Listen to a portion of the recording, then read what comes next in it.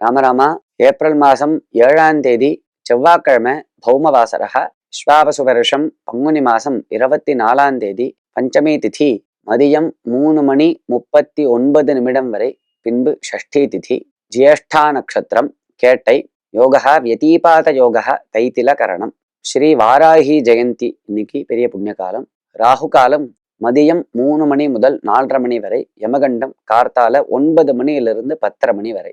திருமணமானவர்கள் ஏன் சாப்பிட்ட பிறகு தாம்பூலம் தரிக்க வேண்டும்? அதாவது தாம்பூலம்னு பேரு. வெத்தலை பாக்குக்கு தாம்பூலம் ஸ்ரீகரம் பத்ரம்னு சொல்லுவா. தாம்பூலம்ங்கிறது ரொம்ப ஒரு மங்களப்பிரதம். அது உடம்புக்கு நல்ல ஆரோக்கியத்தை ஏற்படுத்தக்கூடியது, ஒரு மங்களகரமான வஸ்து, ஐஸ்வர்யத்தை கொடுக்கக்கூடியது. இது கிரகஸ்தர்கள் அவசியம் இதை தரிச்சுக்கணும். புருஷனா இருக்கட்டும், பெண்மணியா இருக்கட்டும், அவசியம் சாப்பிட்ட பிற்பாடு, உணவு அருந்திய பிற்பாடு தாம்பூலம் எடுத்துக்கணும், போட்டுக்கணும். அது இவனுடைய உடம்புக்கு நல்ல ஆரோக்கியத்தை கொடுக்கும். அதனால இவனுக்கு நல்ல சக்தியானது ஏற்படும், நல்ல ஜீரண சக்தியானது ஏற்படும். இப்படிலாம் அது தாம்பூலத்தை முறைப்படி போட்டுக்கணும். முறைப்படி அதை அதாவது வெத்தலை, சுண்ணாம்பு, பாக்கு இது மூணுத்தையும் சேர்த்து தான் போட்டுக்கணும்.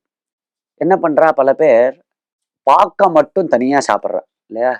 அது பல பாக்கு வந்திருக்கு இப்ப, அதை பாக்கு போடுறது அப்படிங்கன்னே ஒரு பழக்கம் வச்சுருக்கு. அப்படி பண்ணக்கூடாதுன்னு சாஸ்திரம் சொல்லிடுது. வெத்தலை, சுண்ணாம்பு, பாக்கு இந்த மூணுத்தையும் சேர்த்து தான் போட்டுக்கணும். எதையுமே தனியா போட்டுக்க கூடாது. வெத்தலையும் தனியா சாப்பிடக்கூடாது, பாக்கையும் தனியா சாப்பிடக்கூடாது.